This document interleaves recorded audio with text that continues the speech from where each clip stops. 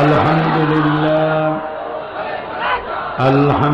لله نحمده ونستعينه ونستغفره ونعوذ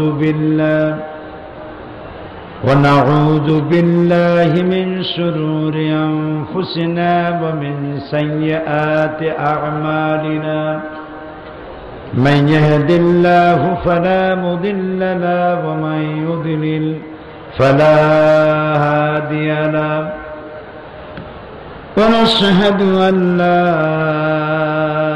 إله إلا الله وحده لا شريك له ونشهد أن سيدنا وحبيبنا ومولانا محمدا عبده ورسوله الذي أرسله بالحق بشيرا ونذيرا وداعيا إلى الله بإذنه وسراجا منيرا চট্টগ্রাম ইসলামী সমাজ কল্যাণ পরিষদ কর্তৃক আয়োজিত 5 দিন ব্যাপী ঐতিহাসিক তাফসীর ও কোরআন মাহফিলের 27তম বার্ষিকীর আজকের এই সমাপনী দিবসের সম্মানিত সভাপতি শেখুল হাদিস হযরতুল আল্লামা মাওলানা শামসুদ্দিন সাহেব, আজকের সম্মানিত মেহমান ফজিলাতুল উস্তাদ আদ-দক্তুর খালেদ হাসান হামদাবি, মুস্তাশার আদ-দক্তুর ইউসুফ আল-কারদাবি আল-মুফাক্কিরুল ইসলাম আল-কবীর, ফজিলাতুল শেখ আদ-দক্তুর আব্দুল্লাহ আব্দুর রশিদ আল-উস্তাদ জামিয়াতে উম্মুল কুরা মক্কা আল-মুকাররমা আল-মামলাকাতুল আরাবিয়াতুস সাউদিয়া, বিশেষ মেহমানবৃন্দ,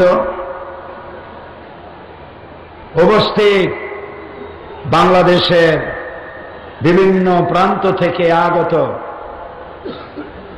পার্শ্ববর্তী দেশ থেকে আগত সম্মানিত ভাইয়েরা, পর্দার আড়ালের মা এবং বোনেরা, সুপ্রিয় সাংবাদিক বৃন্দ, আসসালামু আলাইকুম ওয়া রাহমাতুল্লাহি ওয়া বারাকাতুহু।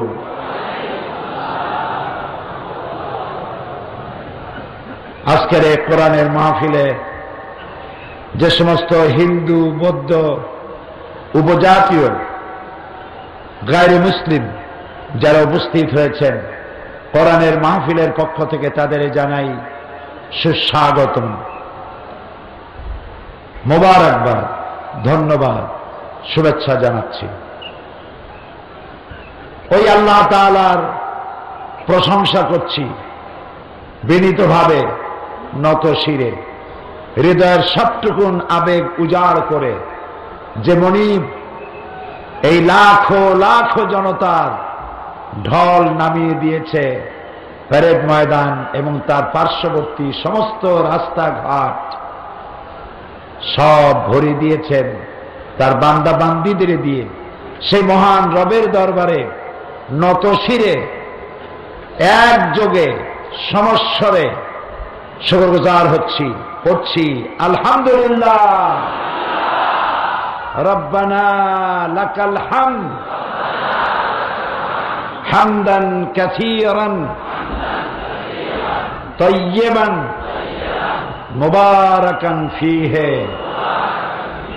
ইয়া রাব্বি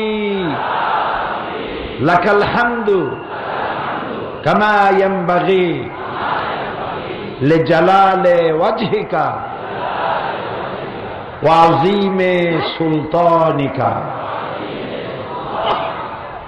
আমরা আল্লাহ তাআলার শুকর আদায় করে নিলাম, তিনি দয়া করে এই জান্নাতি মঞ্জর, তিনি দয়া করে এই বেহেশতের সৌন্দর্য, তিনি দয়া করে কোরআনের মাহফিলে লক্ষ লক্ষ জনতার ঢল নামিয়ে দিয়েছেন। আলহামদুলিল্লাহ। শুরুতেই আমি অত্যন্ত বেদনার সাথে শোকাহত এবং মর্মাহত ভাবে আমি আপনাদেরকে জানাচ্ছি, গত রাতে চট্টগ্রাম কালুরঘাট এরিয়ায় একটি গার্মেন্টস ফ্যাক্টরি, একটি টেক্সটাইল মিল সংলগ্ন এরিয়ায় বিরাট এক অগ্নিসংযোগে, অগ্নি দুর্ঘটনায় প্রায় অর্ধশত বনি আদম দুনিয়া থেকে বিদায় গ্রহণ করেছেন। ইন্না লিল্লাহি ওয়া ইন্না ইলাইহি রাজিউন। অন্তত শতাধিক বনি আদম, খেটে খাওয়া মানুষ, অগ্নিদগ্ধ হয়ে হসপিটালে জীবন মরণ এই অবস্থায় তারা বেঁচে আছেন। আমরা দোয়া করি যারা অগ্নিদগ্ধ হয়ে মারা গেলেন, হায় আল্লাহ তাআলা তুমি দয়া করে এ সমস্ত নিহত ব্যক্তিদেরকে শাহাদাতের মওত নসিব ফরমাও এবং এদের স্ত্রী পুত্র পরিজন তাদেরকে উত্তম সবরুন জামিল তুমি দয়া করে তাদেরকে আতা করো এবং তাদেরকে তুমি সাহারা দাও। অসুস্থ অগ্নিদগ্ধ শ্রমিকদেরকে দয়া করে পূর্ণ সুস্থতা আল্লাহ তাআলা তুমি দান করে দাও। সেই সাথে আমি দাবি জানাবো সরকারের কাছে এবং মিল কর্তৃপক্ষের কাছে, এই যারা নিহত হয়েছেন তাদের পরিবারকে ক্ষতিপূরণ, পৃথিবী বিক্রি করলেও ক্ষতিপূরণ দেওয়া যাবে না, কিন্তু তারপরেও তাদের সংসার যাত্রা নির্বাহের জন্যে ক্ষতিপূরণ দেওয়ার এবং আহতদের চিকিৎসা করার জন্যে কর্তৃপক্ষ বিশেষভাবে সরকারের কাছে এই বিশাল জনসমুদ্রের পক্ষ থেকে আমরা দাবি জানাচ্ছি। এটিকে আপনারা একমত? সেই সাথে যত গার্মেন্টস ফ্যাক্টরি আছে, কলকারখানা আছে, বিশেষ করে গার্মেন্টস ফ্যাক্টরিতে মহিলারা চাকরি করে বেশি এবং এই মহিলাদেরকে তাদের শ্রমের দাম দেওয়া হয় খুবই কম, নিম্নমানের বেতন তাদের দেওয়া হয়। তাদের অপরাধ, তারা নারী। সমস্ত গার্মেন্ট ফ্যাক্টরির মালিকদেরকে বলতে চাই, পুরুষদেরকে যে ধরনের বেতন দেওয়া হয় সমস্ত নারী শ্রমিকদেরকে সমানভাবে বেতন ভাতা ছুটি বোনাস সমানভাবে দিতে হবে। সেই সাথে যত গার্মেন্টস ফ্যাক্টরি ইন্ডাস্ট্রি আছে, প্রত্যেকটি গার্মেন্টস ফ্যাক্টরি এবং ইন্ডাস্ট্রির ফায়ার এক্সিট, দুর্ঘটনার সময় দ্রুত বেরিয়ে যাওয়ার জন্য আলাদা ফায়ার এক্সিট, দ্রুতভাবে বেরিয়ে যাওয়ার জন্য আলাদা সিঁড়ি, আলাদা দরওয়াজা রাখতেই হবে। যতক্ষণ পর্যন্ত এই কাজ তারা না করছে সমস্ত গার্মেন্ট ফ্যাক্টরি ততদিন পর্যন্ত বন্ধ রাখতে হবে। মানুষের জীবনের দাম সব থেকে বেশি। মানুষের জীবনের মূল্যের চাইতে বড় মূল্যবান জিনিস পৃথিবীতে আর কিছুই নাই। এই জন্য সরকারের পক্ষ থেকে নজরদারি করা প্রয়োজন। প্রত্যেকটি ফ্যাক্টরিতে, প্রত্যেকটি কলকারখানায় দ্রুত বেরিয়ে যাওয়ার জন্য দুর্ঘটনার সময় ফায়ার এক্সিট, দ্রুত বেরোবার জন্য আলাদা একাধিক পথ রাখতেই হবে। যতদিন না করতে পারবে ততদিন বন্ধ রাখতে হবে। আমরা এই যৌক্তিক দাবিগুলি সরকারের কাছে রাখলাম। আমি আশা করি বাংলাদেশের নির্বাচিত জনপ্রিয় সরকার এই দাবিগুলি তাড়াতাড়ি মেনে নিয়ে জনগণের আশা আকাঙ্ক্ষা পূরণ করবেন। প্রিয় ভাই সব, আমরা কোরআন শুনেছি বিগত 4 দিন, বলি আলহামদুলিল্লাহ। এক এক করে শুনেছি। বিগত 26 বছর ধরে এই আন্দোলন, কোরআনের আন্দোলন আমরা পরিচালনা করেছি আলহামদুলিল্লাহ। যে কথাগুলি একটু আগে আমি আপনাদেরকে বললাম, আমি একটা লাইন ভুলে গিয়েছিলাম। আমার পার্লামেন্টের সহকর্মী, চট্টগ্রামের সিংহ শার্দুল জননেতা, মহান জাতীয় সংসদের মাননীয় সদস্য জনাব আলহাজ শাহজাহান চৌধুরী সাহেব আমাকে স্মরণ করিয়ে দিলেন যে কথাগুলি এই লক্ষ লক্ষ জনতার সামনে বললাম, ঠিক এই কথাগুলি পার্লামেন্টেও আমরা উত্থাপন করব ইনশাআল্লাহ। প্রিয় ভাই সব, কোরআনে কারীমের কথা আমরা শুনেছি, সমুদ্রের পানি শেষ হয়ে যাবে, কোরআনের কথা শেষ হবে না। কোরআনের কথা বলা শেষ করা সম্ভবপর নয়। এটি বিশাল নিয়ামত, এটি আজিম নিয়ামত বিশ্ব মানবতার জন্য। এর থেকে শ্রেষ্ঠ নিয়ামত আকাশের নিচে জমিনের উপরে আর হতে পারে না। আল্লাহ রাব্বুল আলামিন বলেন, কুল বিফাদলিল্লাহি ওয়া বিরহমাতিহি ফাবিযালিকা ফালিয়াফরাহু হুয়া খায়রুম মিম্মা ইয়াজমাউন। আল্লাহ তাআলা বলেন, নবী আপনি বলুন, এটি আল্লাহর পক্ষ থেকে তোমাদের জন্য, এটি আল্লাহর করুণা, এটি মেহেরবানি যে কোরআনের মতো একখানা কিতাব আল্লাহ তোমাদেরকে দান করেছেন। আলহামদুলিল্লাহ, বলি আলহামদুলিল্লাহ। ফাবিযালিকা ফালিয়াফরাহু, কোরআনের মতো একখানা কিতাব পেয়েছো, তাই আনন্দ করো। সুবহানাল্লাহ, আনন্দ করো।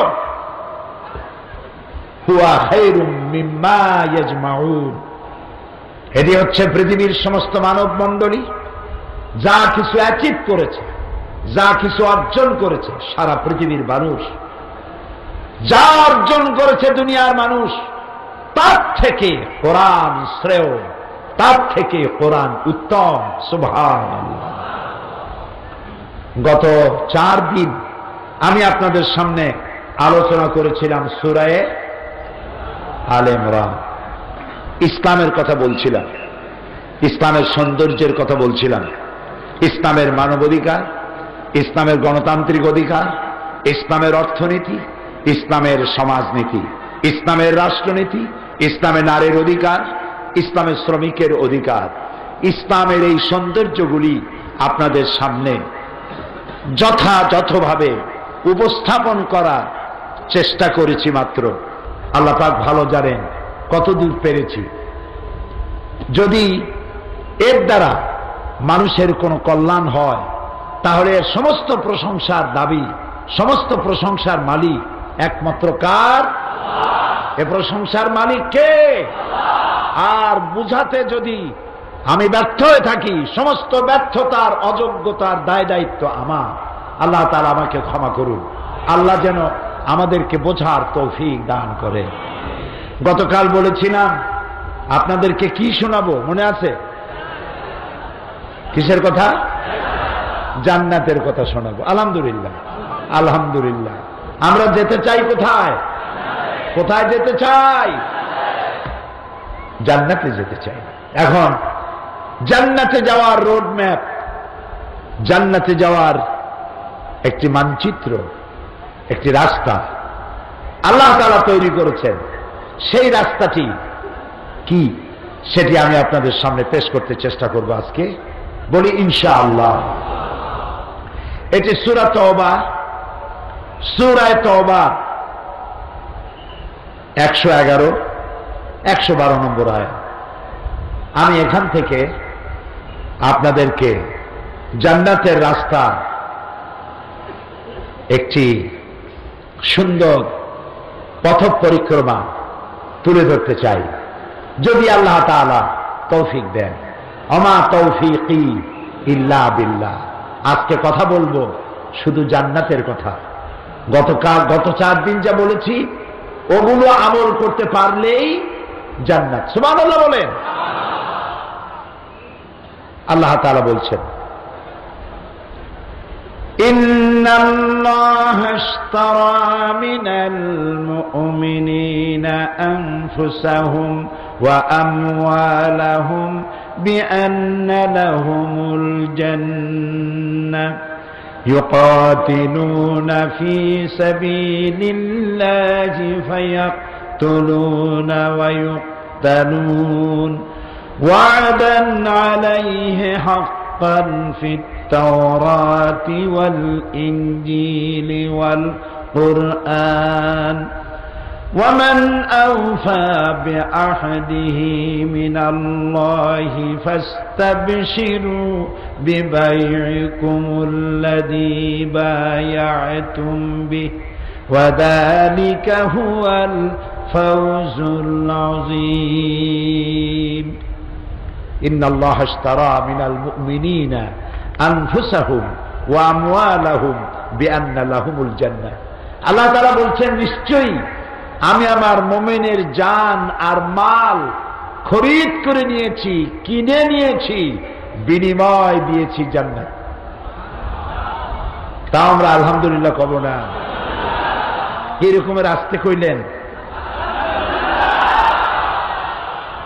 কার কথা শোনাচ্ছি? আল্লাহ তাআলা বলছেন আমি আমার মুমিনের জান মাল কিনে নিলাম। জান কার? আমার জান, আপনার জান কার? মাল কার? আল্লাহর জিনিস আল্লাহ কিনতেছেন কেমনে?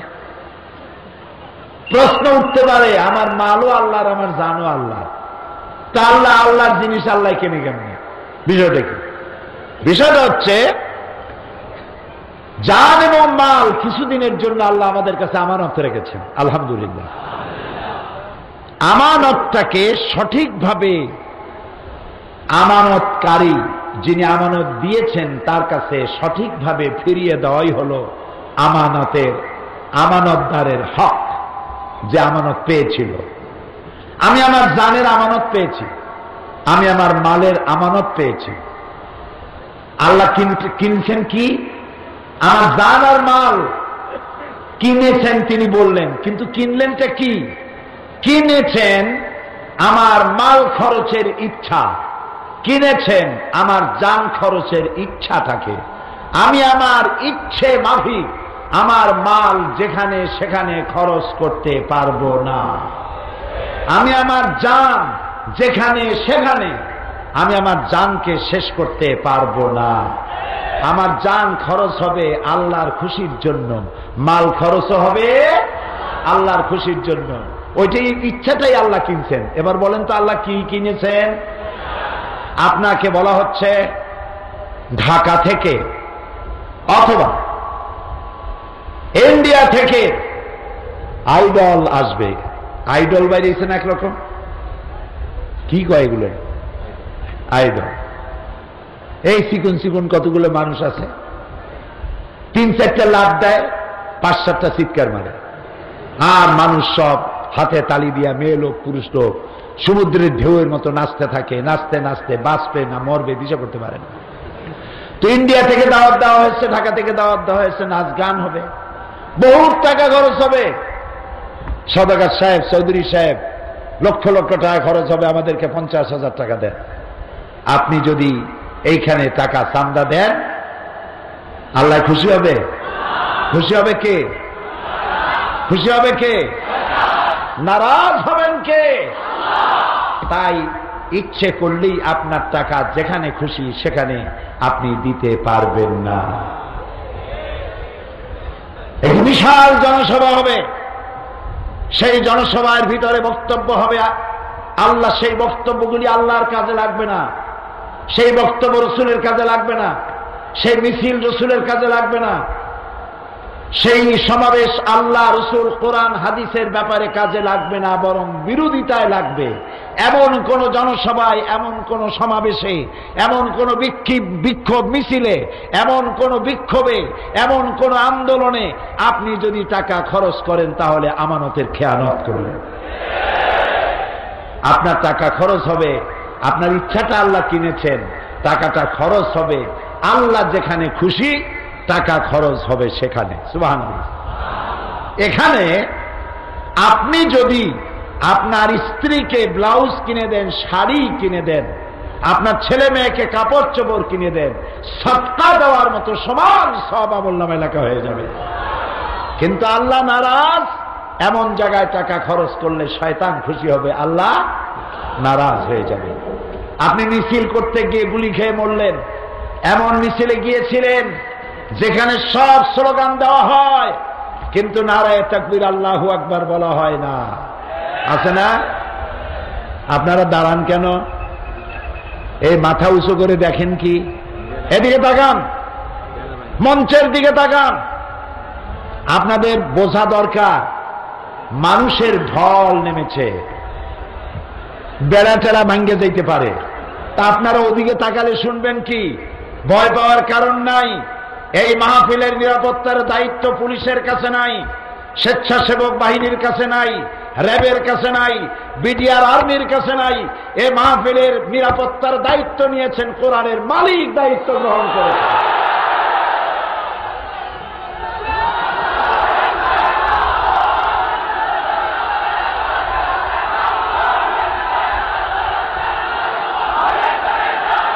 সুতরাং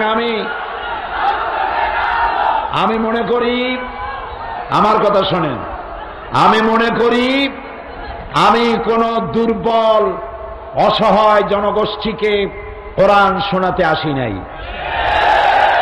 আমি এসেছি চট্টগ্রাম বীর চট্টলার সেই বীরত্বপূর্ণ বীর মুজাহিদ মুসলমানদেরকে বক্তব্য শোনাতে, যেই জমিনে শুয়ে আছেন শাহ আমানত, যেখানে শুয়ে আছে বাইতুস শরফের পীর, যেখানে শুয়ে আছে আল্লাহর অসংখ্য আলেম, যেখানে শুয়ে আছেন হযরত আব্দুল আহাদ আল মাদানী আওলাদে রাসূল, যেই জমিন থেকে ঘোষিত হয়েছিল অত্যাচার এবং স্বৈরাচারের বিরুদ্ধে, কালুর ঘাটে দাঁড়িয়ে শহীদ প্রেসিডেন্ট স্বাধীনতার ঘোষণা দিয়েছেন, সেই বীর চট্টলায় কথা শোনাতে এসেছি।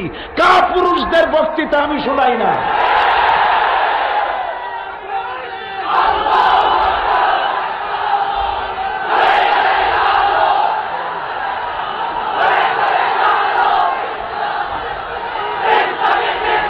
সুতরাং থামুন, থামুন।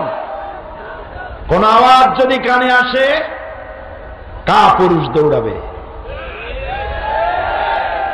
ওই তাহাজ্জুদ গোজারের কোনো দাম নাই। সাইকেলের টায়ার বাস্ট হলে পরে হার্ট ফেল করে, ওই তাহাজ্জুদ গোজারের দাম নাই। ঠিক মতো 5 ওয়াক্ত নামাজ পড়ে বোমা বাস্ট হলে দৌড়ায় না, বরং যেদিক থেকে আওয়াজ এসছে সেদিকে ঘুরে গিয়ে দেখে আমার কোন মানুষ মরে গেল নাকি। আমি তাদেরকে ওয়াজ শোনাই। কোরআন তাদের জন্য, কোরআন দুর্বলদের জন্য নয়। কোরআন সেই নরসাদুলদের জন্য যারা বাতাসের গতি পাল্টায় দেয়, সমুদ্রের স্রোত পাল্টায় দেয়। কোরআন তাদের জন্য। মাথায় এদিক ওদিক ঘুরবে আর? আলহামদুলিল্লাহ। প্রিয় ভাই সব, তো আল্লাহ তাআলা মালটা কিনে নিয়েছেন। মালটা তার মানে কি কন্ত? ইচ্ছা কিনে নিয়েছে। আমি জানি চট্টগ্রামের মানুষ সুশিক্ষিত, মার্জিত, ভদ্র, তারা অল্প কথা বোঝে, স্মৃতি শক্তি প্রখর। আলহামদুলিল্লাহ। তাহলে মালটা হচ্ছে আল্লাহর, খরচ করতে হবে আল্লাহর রাস্তায়। যত বড় বাহিনী নিয়ে আমার কাছে চান্দা চাইতে আসুক, যেই সব জনসভায় আল্লাহর নামে স্লোগান হয় না, যেই জনসভায় আল্লাহর পক্ষে, ইসলামের পক্ষে, রাসূলের পক্ষে, কোরআনের পক্ষে, দেশের বৃহত্তর জনগোষ্ঠীর স্বার্থে কথা বলা হয় না, সেই আন্দোলনে, সেই জনসভায়, সেই ধরনের কোন মিছিলে 1টি পয়সা আমি দেব না। ভিক্ষা দেব, তাদের দেব না। এটার নাম আমার মাল আল্লাহ কিনেছেন, আমার ইচ্ছা কিনে নিয়েছেন। খরচ করব আল্লাহ যেখানে খুশি খরচ করব সেখানে। বাকি রইল জান, বাকি রইল কি?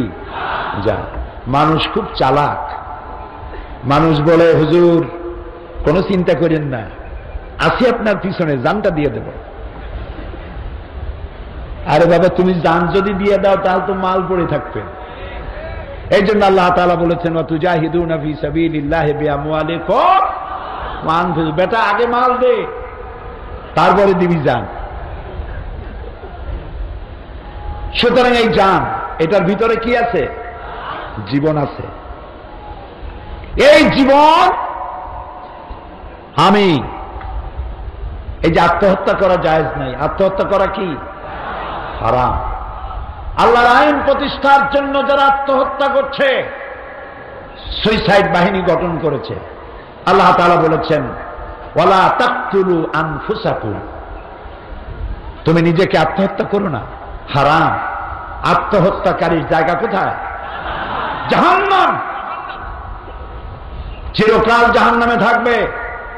আত্মহত্যাকারীর গোসল হবে, কাফন হবে, জানাজা পড়বে সলিমুদ্দি কসিমুদ্দিরা, কোন মাদ্রাসার কোন মসজিদের ভালো ইমাম ভালো আলেমরা তার জানাজা পড়তে যাবে না। কোন রকম করে দায় সারা বছরের জানাজা করিয়া কবরের মধ্যে ভাই থো, কারণ সে চিরকাল জাহান্নামে থাকবে। কাজে আমার এই জীবন, এটি আমি যেখানে সেখানে খরচ করতে পারবো না। আমি যদি যেখানে আল্লাহর স্লোগান হয়, আল্লাহর স্বার্থ, কোরআনের স্বার্থ, ইসলামের স্বার্থ, ওই স্বার্থ জড়িত মিছিলে যদি আমি মারা যাই, আমি শহীদ হয়ে যাব। সুতরাং আমার জান মাল আল্লাহ কিনে নিয়েছেন, বিনিময় কি দিয়েছেন বলেন জোরে? জান্নাত। আল্লাহ রাব্বুল আলামিন বলেন ইউকাতিলুনা ফি সাবিলিল্লাহি ফায়াকতুলুনা ওয়া ইউকতালুন। ওই মোমেন হচ্ছে ওরা যারা নাকি আমার রাস্তায় লড়াই করে মারেও মরেও। ওয়াদান আলাইহি হাক্কান, এদেরকে যে আমি জান্নাত দেব এটা আমার সঠিক ওয়াদা, আমার ওয়াদা। কার বলেন? এই ওয়াদা আমি করেছি ফিত তাওরাত ওয়াল ইনজিল, এই একই ওয়াদা আমি তাওরাতে করেছি, ইনজিলে করেছি, ওয়াল কোরআন, আর এখন এই কোরআনেও একই ওয়াদা করলাম। সুবহানাল্লাহ কইতে ইচ্ছা করে না? কে বলতেছেন? ওয়ামান আওফা বিআহদি মিনাল্লাহ, আর আল্লাহর চাইতে ওয়াদা পূরণকারী আর কে হতে পারে? আল্লাহর চাইতে ওয়াদা পূরণকারী কেউ হইতে পারে না। ফাস্তাবশিরু বিবাইকুমুল্লাযী বায়াতুম বিহ, সুতরাং সুসংবাদ তাদের জন্য যারা আল্লাহর সাথে এই চুক্তি সম্পাদন করতে পেরেছে। ওয়া যালিকা হুয়াল ফাউজুল আযীম, আর এটাই হলো সব থেকে চূড়ান্ত সাফল্য, এর থেকে বড় সাফল্য আর নাই। আলহামদুলিল্লাহ বলবো না? এখন এই মোমেনদের জন্য, এই মোমেনদের জান আর মালের বিনিময় আল্লাহ দেবেন কি? জান্নাত। কয়টা বলেন? এই জান্নাতে যাওয়ার জন্য আল্লাহ তাআলা 8টি জান্নাতের জন্য এখানে আল্লাহ শর্ত করেছেন, বৈশিষ্ট্য করেছেন 8টি। এই 8টি বৈশিষ্ট্য যদি কেউ নিজের মধ্যে রপ্ত করতে পারে, রব্বুল আলামিন তার 8টি জান্নাতের দরওয়াজা তার জন্য খুলে দিয়ে দেবে। এবার শুনুন জান্নাতের রোডম্যাপ, জান্নাতে যাওয়ার রাস্তা। আলহামদুলিল্লাহ। আজ কোন দল নাই, মত নাই, আমরা সব একই মোহনায় এসে মিলিত হয়েছি। আলহামদুলিল্লাহ। কোন বিএনপি, জামাত, আওয়ামী লীগ, কোন দল নাই, মত নাই, আজকের পরিচয় আমরা সব মুসলমান। আলহামদুলিল্লাহ। যদি এই কথাগুলি মানতে পারি, আমাদের সাথে আপনাদের কোনো শত্রুতা নাই ভাই, কোনো শত্রুতা নাই। আসুন আদর্শের প্রশ্নে এক হয়ে যায়, দুনিয়াও শান্তি পাবো, আখেরাতেও শান্তি পাবো। التائبون العابدون الحامدون السائحون الراكعون الساجدون الآمرون بالمعروف والناهون عن المنكر والحافظون لحدود الله وبشر المؤمنين। আল্লাহ তাআলা বলছেন 8টি বৈশিষ্ট্য, আর আমি এই 8টি বৈশিষ্ট্যের কথা বলি আজকের সব থেকে কাঙ্ক্ষিত মুনাজাত। সবার চাহিদা কি? আজকে সারা দিন টেলিফোন এসেছে সৌদি আরব, বাহরাইন, কুয়েত, কাতার থেকে, পৃথিবীর বিভিন্ন দেশ থেকে অনবরত টেলিভিশন এসেছে দোয়া চাওয়ার জন্য। এই লক্ষ লক্ষ জনতা যখন আল্লাহর দরবারে দুহাত তুলে চোখের পানি ছেড়ে দেবে, তিনি রহমানুর রহিম, দোয়া কবুল হবে, মানুষের এটা আশা, তাই তারা দোয়া চেয়েছে, সকলের জন্য দোয়া হবে। এই 8টি কথা বলতে যতটুকুন সময় লাগে, তবে আমি আজকে বেশি সময় নেব না, কারণ আপনাদেরকে বসতে কষ্ট, যেতে কষ্ট। আমি রাস্তায় দেখে এসেছি, খবরের কাগজ কিনে কিনে মানুষ রাস্তায় বসে গেছে। আমি যেখান থেকে এসেছি ওইটা কোন এলাকা?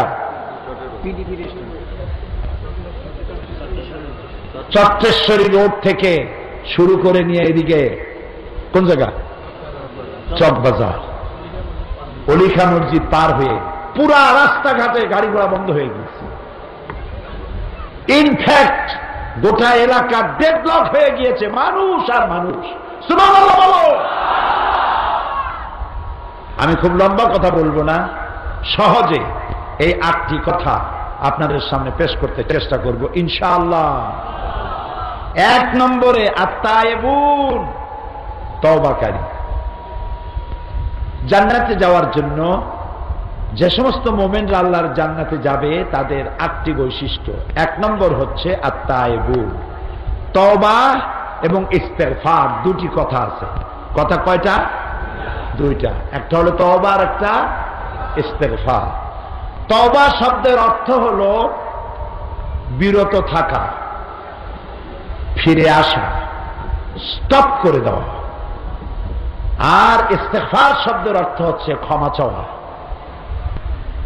তওবা মানে হচ্ছে যে পাপ করতেছিলাম স্টপ করে দিলাম, আর এই গুনাহ করব না। তওবার অর্থ এই নয়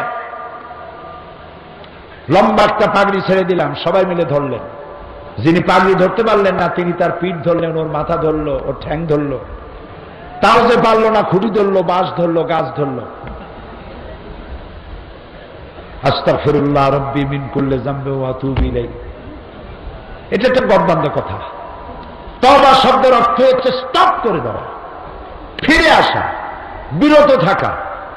যে গুনাহ করতেছিলাম আল্লাহ তওবা করলাম, এই গুনাহ জিন্দেগিতে আর করব না, এটার নাম তওবা। আল্লাহ রাব্বুল আলামিন বলেন ওয়াতুবু ইলাল্লাহি জামিআন আইয়ুহাল মুমিনুনা লাআল্লাকুম তুফলিহুন। তুবু ইলাল্লাহি জামিআ, হে মুমিনগণ তোমরা সকলে আল্লাহর কাছে তওবা করো যাতে তোমরা সফল কাম হতে পারো। জীবনে যদি সফলতা চাই তাহলে তওবা করতে হবে, গুনাহ থেকে তওবা করতে হবে। ওয়াস্তাগফিরু রাব্বাকুম সুম্মা তুবু ইলাইহি, আল্লাহর কাছে ক্ষমা চাও এবং গুনাহ থেকে ফিরে আসো। আল্লাহ তাআলা তিনি ক্ষমাশীল, পরম দয়ালু। আল্লাহ রাব্বুল আলামিন আরো বলেন ওয়াহুয়াল্লাযী ইয়াকবালুত তাওবাতা আন ইবাদিহি ওয়া ইয়াফু আনিস সাইয়্যাতি ওয়া ইয়ালামু মা তাফআলুন। তিনি বান্দাদের তওবা কবুল করেন এবং পাপ মোচন করেন। আর আল্লাহ রাব্বুল আলামিন ওই সব জিনিস জানেন যা বান্দারা করে, সব তিনি জানেন। আমরা তওবা করি না, গুনাহ করি হাজারো, তওবা করি না। নবী করিম সাল্লাল্লাহু আলাইহি ওয়াসাল্লাম নামাজ পড়ে ডান দিকে বাম দিকে সালাম ফিরে বলতেন আল্লাহু আকবার। কি বলতেন বলেন তো? তারপরে বলতেন আস্তাগফিরুল্লাহ, আস্তাগফিরুল্লাহ, আস্তাগফিরুল্লাহ। কয়বার বলতেন? 3 বার।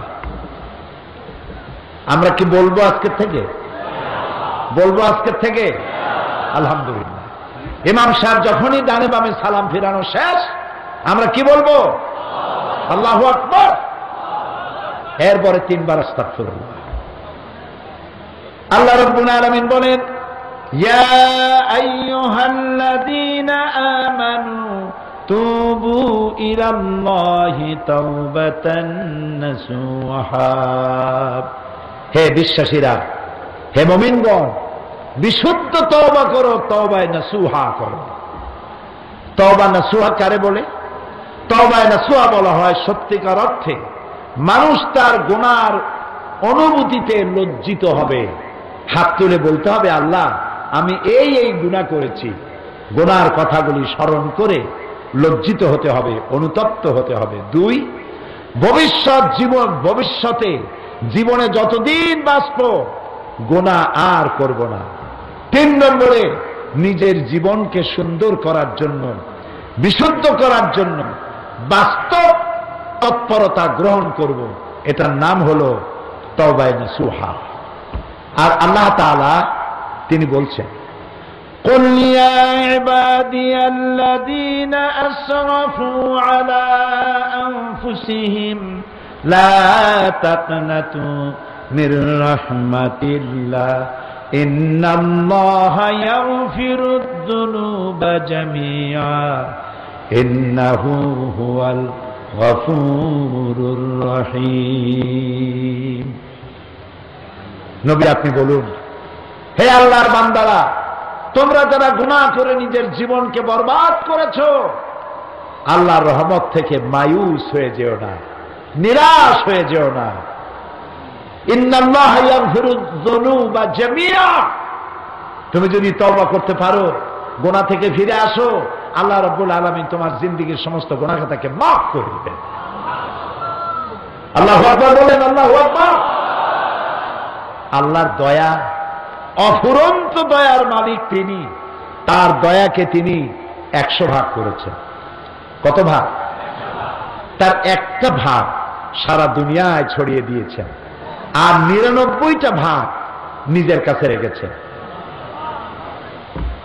সুধীমণ্ডলী, প্রিয় সুশিক্ষিত ভাই বোনেরা, একটুখানি মাথা খাটাইয়া চিন্তা করেন, দয়া এবং করুণা আর রহমতরে 100 ভাগ করিয়া একটা ভাগ দুনিয়া দিয়েছে। সেই 1 ভাগের যতটুকু আমি পেয়েছি, আপনি পেয়েছেন। আমার বাড়ির মুরগিতে পাইছে। মুরগির তার বাচ্চার জন্য দয়া আছে না? দেখছেন, তার বাচ্চার উপরে যদি চিলে ছোমারে, মুরগি চিলের পিছনে দৌড়ায়। পাতি শিয়াল চেনেন আপনারা? চট্টগ্রামে কি বলে? হ্যাঁ, চট্টগ্রামে কই হিয়াল। ভালোই, আপনারা আদর করে ডাকেন। এই হিয়ালে মুরগি ধরতে আসছে, মুরগির বাচ্চা নিতে আসছে। মুরগি মা, সে জানে ওই হিয়ালে তারে খাইতে পারে।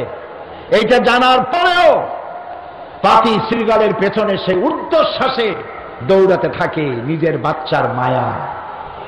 ঠিক কিনা? আপনি আর আমি সন্তানের মহব্বতে কলিজা ফেটে যায়। অনেকদিন বাচ্চা না দেখলে কলিজা কান্দে। আরে দেখছেন মায়ের মহব্বত কত? মা হাজারো কাজ নিয়ে ব্যস্ত, সন্তান কাঁদতেছে ঘরে, সন্তানের কান্নার আওয়াজ মায়ের কলিজায় লেগেছে।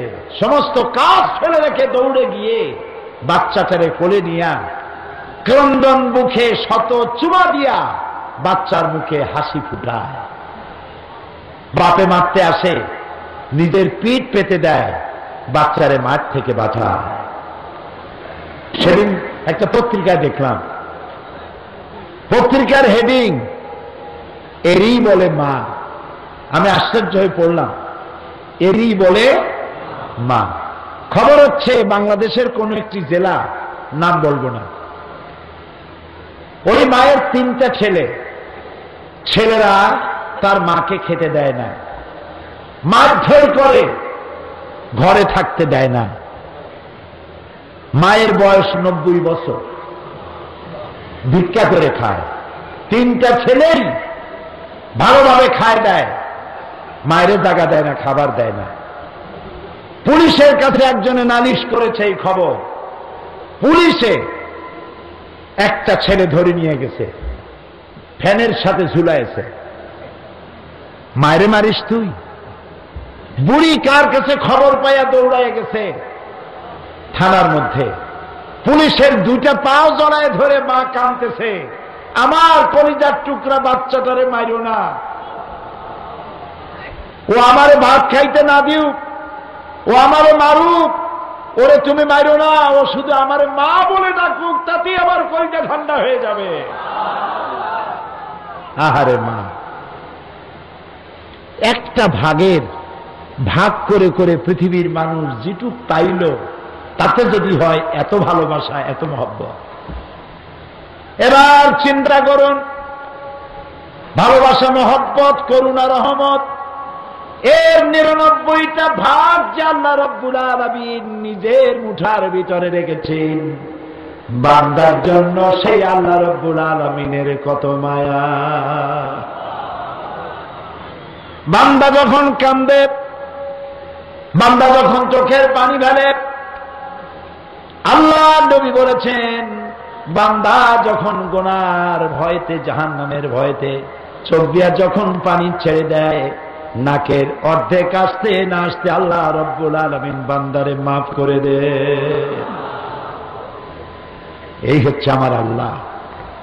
ফাইনা তাযহাবুন, সে আল্লাহরে থেকে যান কই? এই মাজারে, সেই মাজারে, অমুক দরগায়, তমুক দরগায়। আর লাহুল আসমাউল হুসনা, কি সুন্দর সুন্দর নাম আমার আল্লাহ। আল্লাহরে ডাকেন, গভীর রাত্রে উঠেন, আল্লাহরে ডাকেন, আল্লাহ তাআলা ডাকে সাড়া দিবেন। প্রিয় ভাই, সব মানুষ যে গুনাহ করে, রাসূলুল্লাহ বলেছেন, হযরত আবু হুরায়রা রিওয়ায়াত করেছেন, সামি'তু রাসূলুল্লাহ সাল্লাল্লাহু আলাইহি ওয়াসাল্লাম ইন্নী লা আস্তাগফিরুল্লাহ ওয়া আতুবু ইলাইহি, আমি আল্লাহর কাছে তওবা করে থাকি। এক হাদিসে এসেছে ৭০ বার তওবা করি, আর এক হাদিসে এসেছে দৈনিক ১০০ বার তওবা করি। রাসূলের কোন গুনাহ আছে? সবাই বলেন, কোন গুনাহ আছে? কোন গুনাহ নাই, আগেও নাই, পরেও নাই। নবুয়তের আগেও গুনাহ করেন নাই, নবুয়তের পরেও গুনাহ করেন নাই। সেই নবী তিনি বলছেন ১০০ বার তওবা করি দৈনিক, আর আমরা হাজারো গুনাহ করি, তওবা করি না। রাসূলুল্লাহ বলেছেন, আত-তায়েবু মিনাজ যামবি কামান লা যামবা লাহু, যে ব্যক্তি গুনাহ করে তওবা করলো, সে যেন কোনো গুনাহই করে না। সুবহানাল্লাহ। আল্লাহ রাব্বুল আলামিন আরো বলেছেন, বান্দা গুনাহ করে আমার দরবারে যদি তওবা করে, গুনাহ যদি মাপ চায়, তাহলে আমি তার গুনাহগুলি গুনাহ হিসাবে রাখি না, আমি তার গুনাহগুলিকে আমি নেক দিয়া বদলাইয়া দেই, নেকি দিয়ে বদল করে দেই। আল্লাহর নাম রহমান রহিম।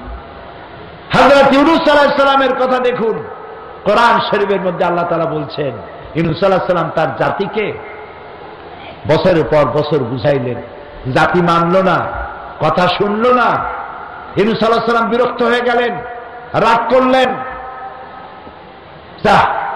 এই জমিনে আর থাকবই না, আল্লাহর জমিনের তোর অভাব নাই, তোরা যখন হেদায়েত কবুল করলি না, আমি অন্য দেশে চলে যাব। আল্লাহর ফয়সালার অপেক্ষা তিনি করলেন না। আল্লাহর ফয়সালার অপেক্ষা না করেই তিনি দেশবাসীর উপরে অসন্তুষ্ট হয়ে রাগ করে এলাকা ছেড়ে চলে গেলেন। আল্লাহ তাআলা বলছেন, ওয়াজান্নুন ইয যাহাবা মুগাদিবান ফাযান্না আন লান নাকদির আলাইহি, তিনি অসন্তুষ্ট নিজের এলাকা ছেড়ে চলে গেলেন। সামনে দেখলেন দরিয়া, জাহাজে উঠে পড়লেন, দরিয়া পাড়ি দিয়ে যাবেন।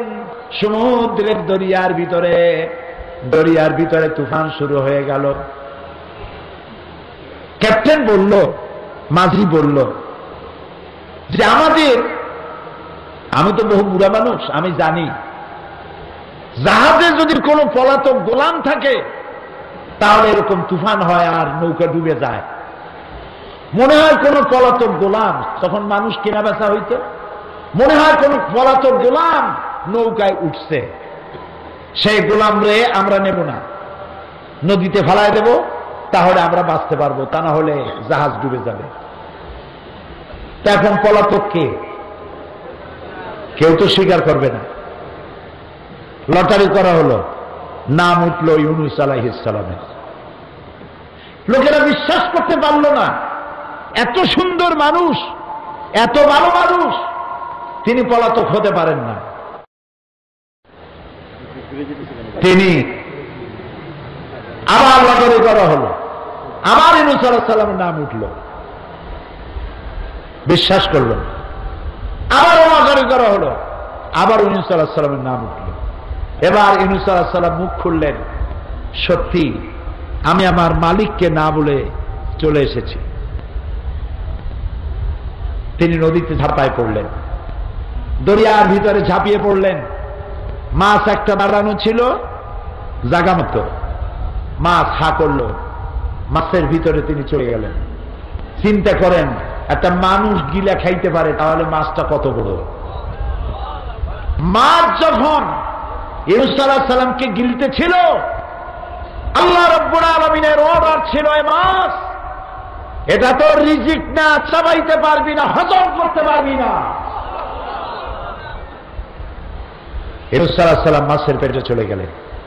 তাফসীরে এসেছে, কোন কোন মুফাসসিরিন লিখেছেন এই মাছটাকে আবার আরেকটা মাছে গিলে ফেলাইছে। মাছ আস্তে আস্তে করে নদীর অতল তলদেশে চলে গেল। প্লেনের মতো যখন ল্যান্ড করল, ইউনূস আলাইহিস সালাম মনে করেছিলেন যে আমি মরে গেছি। হাত পা নাড়লেন, দেখলেন মরি নাই। তিনি মাছের পেটে সেজদায় পড়ে গেলেন আর বললেন, আয় আল্লাহ, আমি আজকে তোমাকে যে জায়গায় সেজদা দিছি, আমার জানা মতে এরকম জায়গায় পৃথিবীতে কেউ তোমাকে সেজদা দেয় নাই। লা ইলাহা ইল্লা আনতা সুবহানাকা ইন্নী কুনতু মিনাজ জালিমিন। লা ইলাহা ইল্লা আনতা, তুমি ছাড়া কোন ইলাহা নাই, সুবহানাকা, তুমি পবিত্র, ইন্নী কুনতু মিনাজ জালিমিন, আমি সীমা লঙ্ঘন করে ফেলেছি বাবু।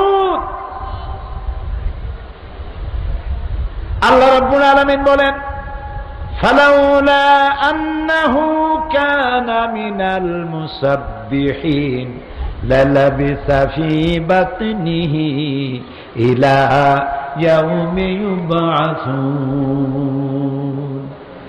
আমার ইউনূস যদি মাছের পেটের ভেতরে যদি আমার কাছে ক্ষমা না চাইতো, কিয়ামত পর্যন্ত মাছের পেটের ভিতরে আমি তাকে রেখে দিতাম। সুবহানাল্লাহ, সুবহানাল্লাহ। মাছের মধ্যে, মাছের পেটের ভিতরে বসে চিৎকার মারছে কে? দরিয়ার কেউ শোনে নাই, জঙ্গলের কেউ শোনে নাই, কোন রাজা বাদশা শোনে নাই, অন্তরিক্ষের কেউ শোনে নাই, আকাশ আর জমিনের মালিক আরশে আজিমের মালিক আল্লাহ রাব্বুল আলামিন বলেন, আমি শুনেছি।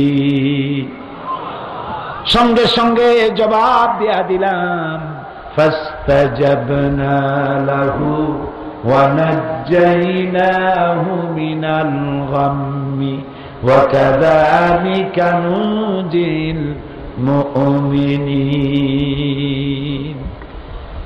আল্লাহু আকবার। ফাস্তাজাবনা লাহু, ডাকের সাড়া দিলাম। মাছের পেটের ভিতরে যন্ত্রণা শুরু হয়ে গেল। মাছ মনে করলো বমি না করলে বাঁচব না।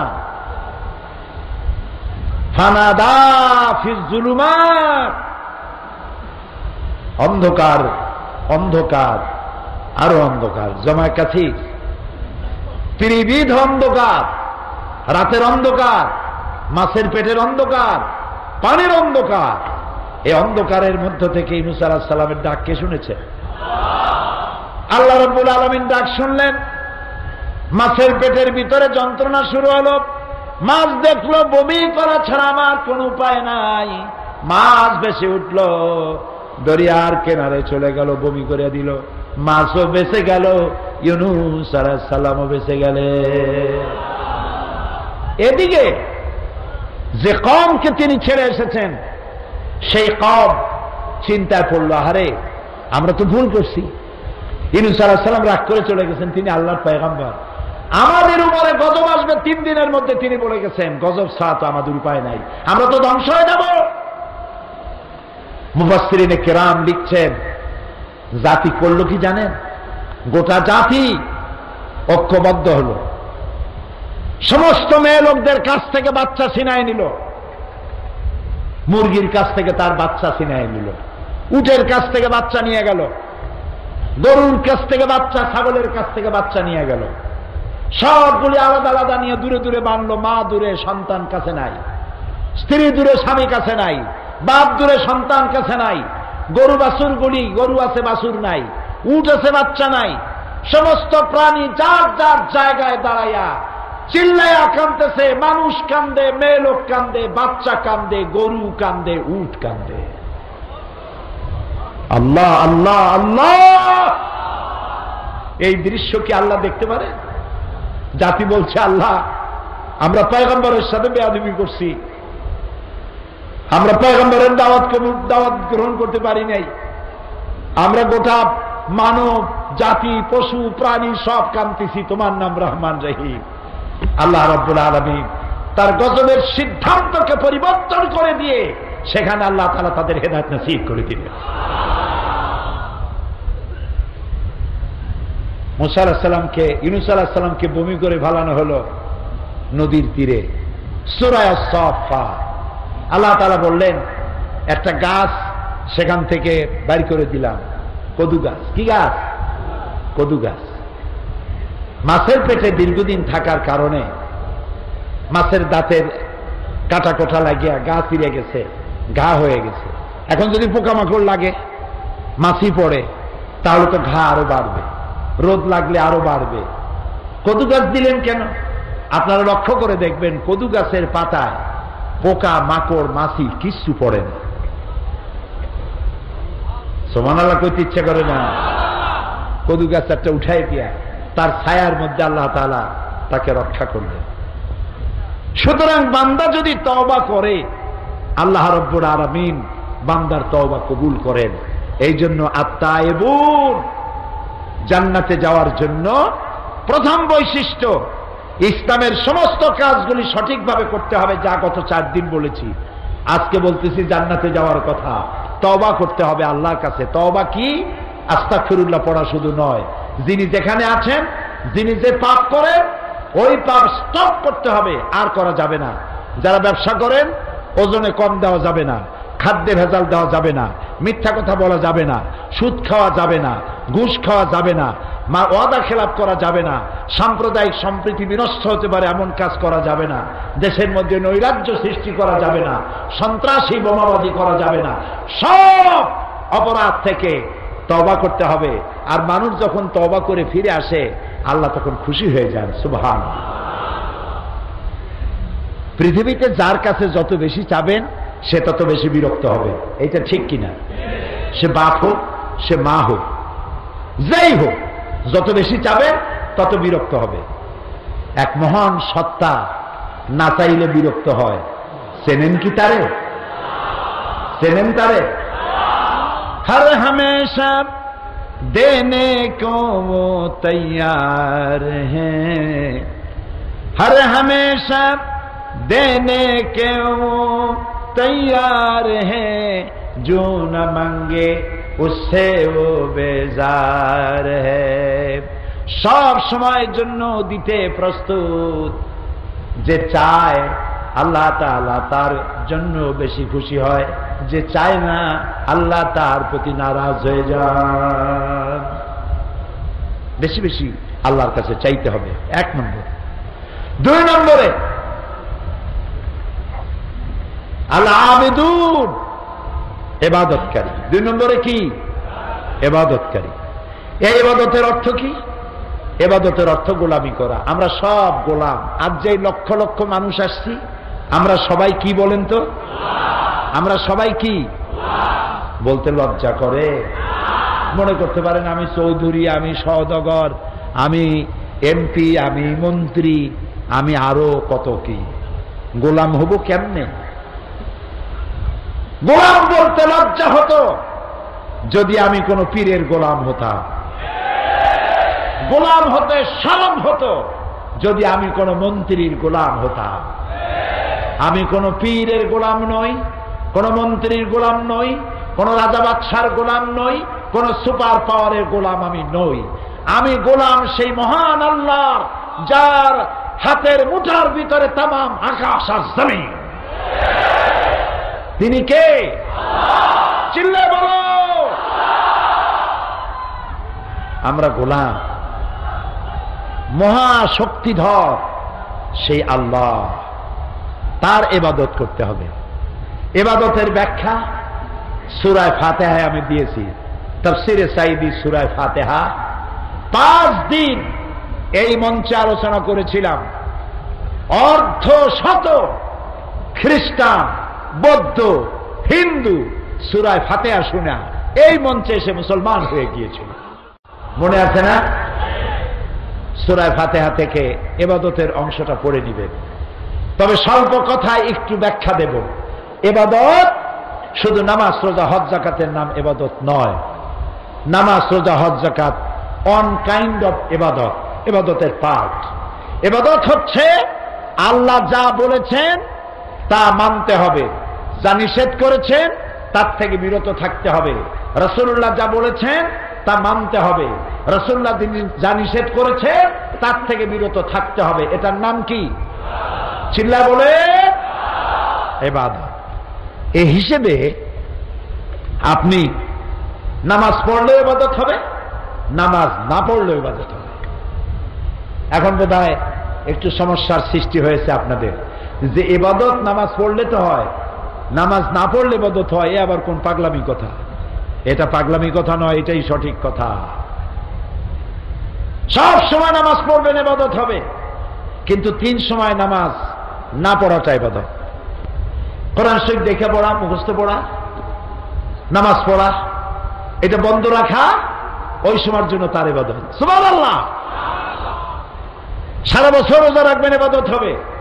কিন্তু ঈদের দিন রোজা রাখবেন না, এইটা ইবাদত হবে। সুবহানাল্লাহ বলবেন না? তাহলে ইবাদত বুঝছেন? বুঝতে পারছেন? আপনি কি মনে করেন যে আপনি যে দোকানদারি করেন সেটা ইবাদত নয়? ওটাও ইবাদত। যদি ওজনে কম না দেন, খাদ্যে ভেজাল না দেন, বাংলাদেশের তৈরি কাপড় মেড ইন জাপান না কন, বুঝতে পারছেন তো?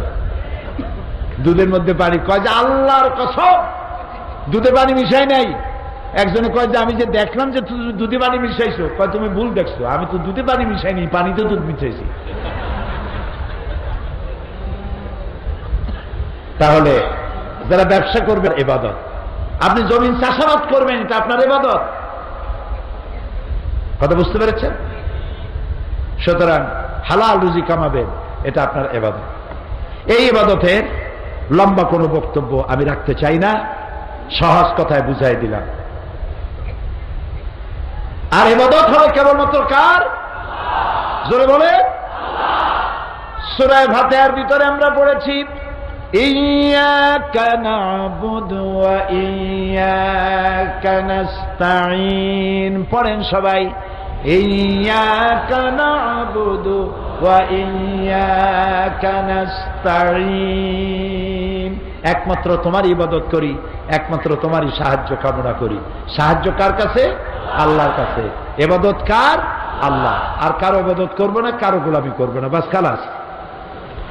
আর আমরা আল্লাহর সাথে দেখা করতে চাই। দেখছেন কি একটা প্রশ্ন করলাম, আর সামনে মাত্র কয়েকজন কইল চাই। আমরা কি আল্লাহর সাথে দেখা করতে চাই? মাশাআল্লাহ। আল্লাহ রাব্বুল আলামিন বলেন, ফামান কানা ইয়ারজু লিকা রাব্বিহি ফালইয়ামাল আমালান সালিহান ওয়া লা ইউশরিক বিইবাদাতি রাব্বিহি আহাদা। তোমরা যদি তোমার রবের সাথে দেখা করতে চাও, দুইটা কাজ করো। কে বলতেছেন? কয়টা কাজ? দুইটা কাজ। একটা হলো, একটা কি? আল্লাহর ইবাদত করো, আমলে সালেহ করো, নেক কাজ করো, আর আল্লাহর ইবাদতের সাথে কাউকে শরীক স্থাপন করো না। এই ইবাদত কতদিন করবা?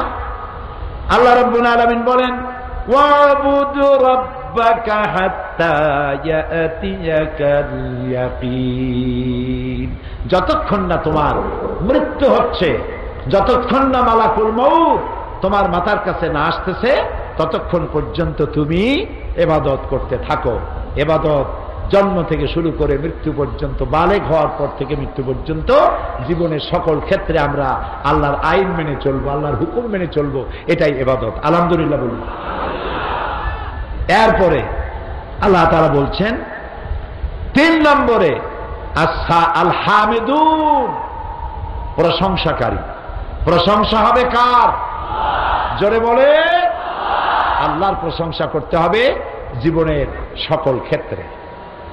কোরআনের শুরুতেই আল্লাহ তাআলা বলে দিয়েছেন, আলহামদুলিল্লাহি রাব্বিল আলামিন। পড়েন সবাই, আলহামদুলিল্লাহি রাব্বিল আলামিন।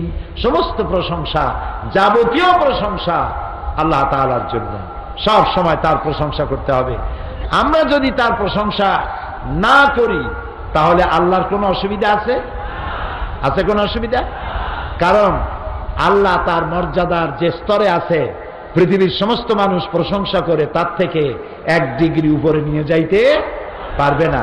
আর যে স্তরে তার মর্যাদা আছে, প্রশংসা না করে 1 ডিগ্রি নিচে নামাই দিতে পারবে না। তার কাজেই প্রশংসা করলে ফায়দা কার? হ্যাঁ বলেন, আমার ফায়দা কার? আমার ফায়দা। শুকর আদায় করলে আল্লাহর কোনো ফায়দা নাই, সমস্ত ফায়দা হচ্ছে আমাদের। আল্লাহ রাব্বুল আলামিন বলেন, লা ইন শাকারতুম লাযীদান্নাকুম ওয়া লা ইন কাফারতুম ইন্না আযাবী লাশাদীদ। আমার নিয়ামতের শুকর যদি আদায় করো, আমি তোমাকে বাড়ায় দেব। কি বাড়ায় দেব? কি বাড়ায় দেব? না, লা ইন শাকারতুম লাযীদান্নাকুম। তুমি যদি আমার নিয়ামতের শুকর আদায় করো, কৃতজ্ঞতা স্বীকার করো, তাহলে শুকর আদায় করার তৌফিক আরো বেশি করে বাড়ায় দেব। আল্লাহর কৃতজ্ঞতা স্বীকার করতে পারাটাই বান্দার জন্য সব থেকে বড় নিয়ামত। খালি কবেন আলহামদুলিল্লাহ। জিজ্ঞেস করা হয়, আসসালামু আলাইকুম। ওয়ালাইকুম আসসালাম। কেমন আছেন? কই এই যে কোন রকম কেটে যাচ্ছে, রক্ত বেরোচ্ছে না। কেমন আছেন? এই মোটামুটি। কেমন আছেন? জুতনা। বলেন এইরকম কপাল পড়ে। এগুলো কি? আরো জোরে বলে। আপনার জ্বর হোক, অসুখ হোক, যত বড় কষ্টে থাকেন, যখনই প্রশ্ন হবে কেমন আছেন, একেবারে প্রথমেই বলবেন আলহামদুলিল্লাহ। ছেলেরে শিখাবেন, মেয়েরে শিখাবেন, বউরে শিখাবেন, সকলেরে শিখাবেন, বলবেন আলহামদুলিল্লাহ। মনে থাকবে? মনে থাকবে? আলহামদুলিল্লাহ। তারপরে বলেন যে আমার এই কষ্ট সেই কষ্ট, দোয়া করেন। হযরত সুফিয়ান সৌরি রহমতুল্লাহ আলাই জবরদস্ত আলেম, তার কাছে একজন লোক আসছে মাথায় গামছা বান্ধা। প্রশ্ন করলেন, তোমার মাথায় গামছা বান্ধা কেন?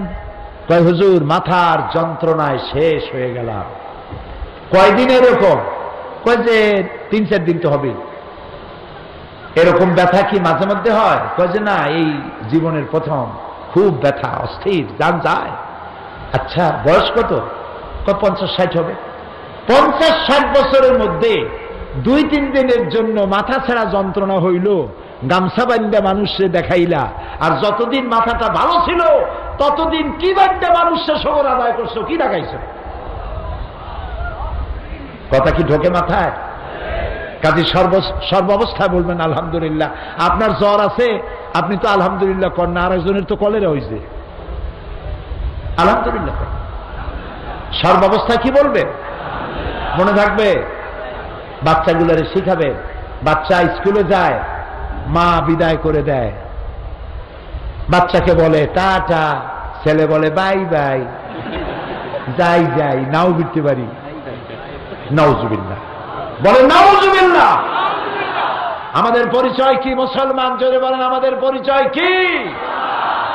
যারা বলে আমাদের পরিচয় বাঙালি, আমরা তাদের সাথে 100% একমত নই। কারণ তারা 47-এর সীমারেখা, বর্ডার রাবার দিয়া মুছে ফেলে দিতে চায়। কারণ বাংলায় শুধু আমরাই কথা বলি না, বাংলায় আমাদের পার্শ্ববর্তী দেশের লোকেরাও বাংলায় কথা বলে। কাজে আমরা আমাদের পরিচয়, আমাদের ন্যাশনালিটি, অ্যাজ এ নেশন হিসাবে আমাদের পরিচয়, আমরা বাংলাদেশী। আমাদের পরিচয় কি? 1 নম্বর পরিচয় আমি মুসলমান। 1 নম্বর পরিচয় কি? জোরে বলে। 2 নম্বর পরিচয় দেশ হিসাবে আমি বাংলাদেশী। সন্তানগুলিকে ভালো বানাইতে হবে। ছেলে ছোট্ট বাচ্চা স্কুলে যাচ্ছে, বাই বাই টাই টাই, কি হইল? আপনি বলেন বাচ্চাটা স্কুলে যাচ্ছে, ওর মাথায় হাত দিয়ে বলেন ফি আমানিল্লাহ, আল্লাহর হাতে তোমারে উঠাই দিলাম। সুবহানাল্লাহ করতে ইচ্ছা করে না? মা তার বাচ্চার মাথায় হাত দিয়ে বলছে আল্লাহ, আমার কলিজা টুকরা তোমার হাতে ছেড়ে দিলাম, তুমি আমার হাত আমারে ফিরিয়ে দিও। সুবহানাল্লাহ। কিসের চাই চাই আর বাই বাই আর কোনদিন বলবেন না, মনে থাকবে।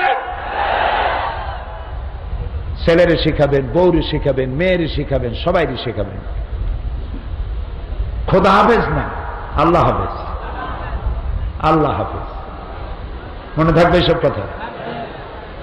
খোদা হাফেজ অসুবিধা কি? কারণ আল্লাহর 99 নামের মধ্যে কোথাও খোদা বলে কথা নাই, আছে নাকি? বিশ্বাস করুন, আপনি যদি 10 লক্ষ বার খোদা বলেন, একবার আল্লাহ বলার সমান হবে না, হবে না, হবে না। এই জন্য একজন আরেকজনকে বিদায় করবেন আল্লাহ হাফেজ, ফি আমানিল্লাহ। সুবহানাল্লাহ, কি সুন্দর কথা। এই কথাগুলি মনে রাখতে হবে, শুকরিয়া আদায় করতে হবে সর্ব অবস্থায় কার? আল্লাহ। এরপরে জান্নাতে যাওয়ার আরেকটি বৈশিষ্ট্য as-সায়হুন।